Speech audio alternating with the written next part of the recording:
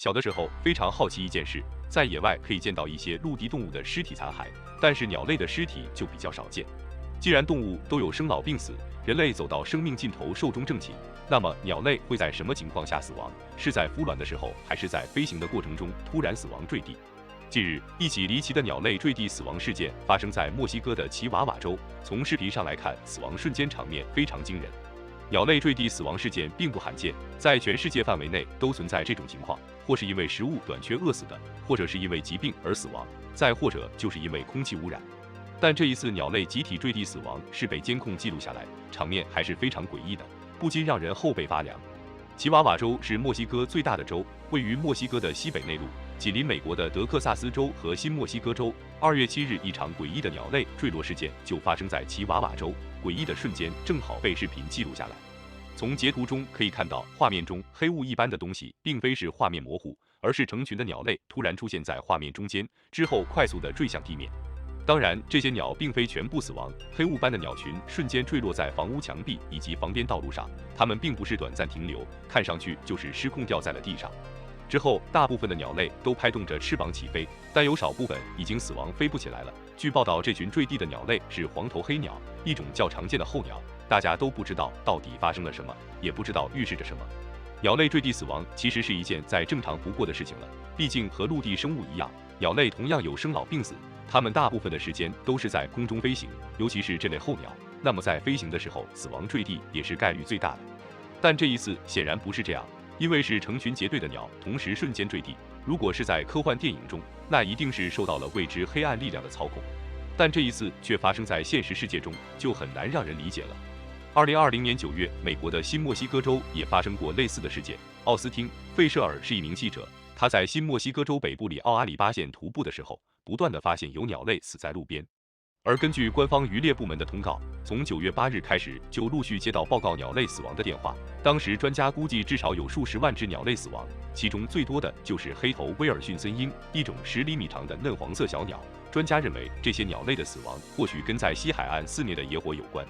地球的气候环境变化导致极端天气出现，或者是环境污染等等。最先感受到的就是一些小型生物，有的时候它们无法抵抗环境的变换，就会发生大规模的死亡事件。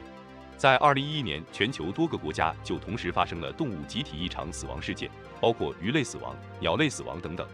例如，在2011年初，马里兰州多次报告大规模的鱼类死亡事件，野生动物专家对此的解释是水温的急速下降所致。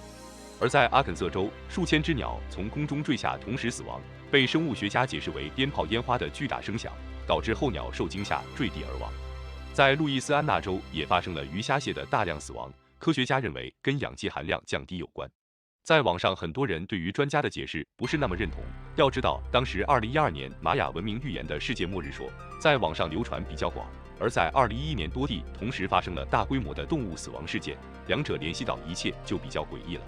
当然，众多吃瓜群众坚信动物死亡事件并没有那么简单，或许在预示着什么。有观点认为，此次发射在墨西哥的鸟类坠地死亡事件或许跟该地区的空气污染有关，但是空气污染让鸟类集体同时发生坠落死亡并不现实。在2020年那一次候鸟坠落死亡事件，鸟类科学家对于那些死亡的鸟类进行研究，发现，尤其是那些猴年，它们的身体几乎就剩下羽毛和骨头，处于严重的营养匮乏状态，身体上没有任何伤口和疾病。值得关注的是，它们都非常瘦，没有脂肪和肌肉。科学家认为，这些候鸟是真的飞行到生命最后一刻，直到力竭而死。而此次墨西哥的候鸟真正死亡原因，或许还需要对那些鸟类个体做研究才能知道。但是从我们常规的理解来看，如果大规模的鸟类同时改变方向，从空中直坠在房屋和地面上，大概率是受到了惊吓。要知道，鸟类，尤其是那些小型的鸟类，大多数都是集群的生活，因此它们的反应会相互影响。当有一只鸟对突然发生的巨大声响或者危机做出反应，那么一传十，十传100，最终整个鸟群就可能是失去原来方向，开始横冲直撞。从发生在墨西哥候鸟坠落的视频中可以看到，黑雾般的一大群黄头黑鸟坠落地面，很快大部分的鸟扑腾翅膀再次起飞，只有少部分可能被上部分的鸟类冲击到地面上，撞击晕了过去或者死亡。从这一点来看，它们大概率是受到了惊吓，例如猛禽的追击等。无论怎么说，动物的异常行为必然是有原因的，除了受到惊吓之外，那就是气候环境的改变，这也是人类一直以来都比较担忧的问题。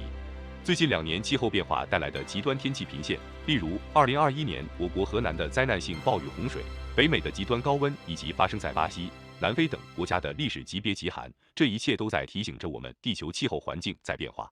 而人类的活动正是导致气候多变的主要原因。